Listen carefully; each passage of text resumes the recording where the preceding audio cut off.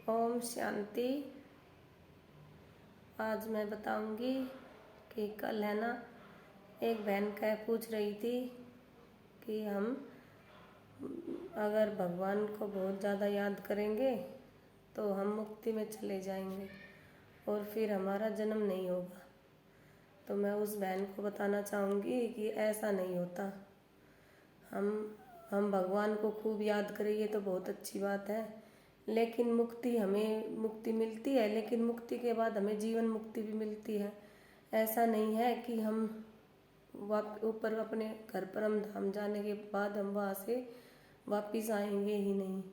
इसके लिए बहन को मैं कहूँगी कि उसे 7 दिन का कोर्स करना चाहिए ताकि उसको सही अर्थ समझ में आए मुक्ति और जीवन मुक्ति का।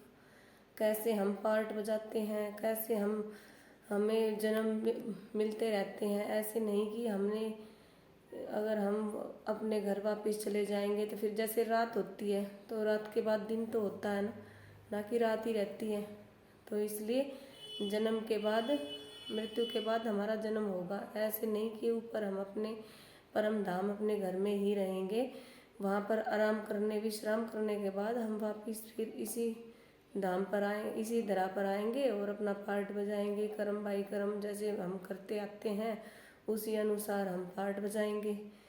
तो इसके लिए मैं बहन से कहूँगी कि वो अगर 7 दिन का कोर्स करे ना तो उसको सब पता चल जाएगा कि कैसे हम जन्म लेते हैं, कैसे हमारी कलाएं कम होती जाती हैं और फिर कैसे हम कलयुग के अंत में आते हैं और फिर हमारी चढ़ती कला में फिर हम चले जाते हैं, फिर परम धाम में अपने घर जाते हैं।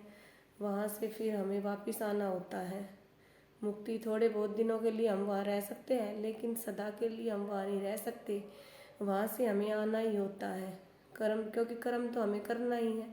वहाँ तो हम सदा के लिए नहीं रहेंगे, हमें आना है, जाना है, आराम कर फिर वापस आना है।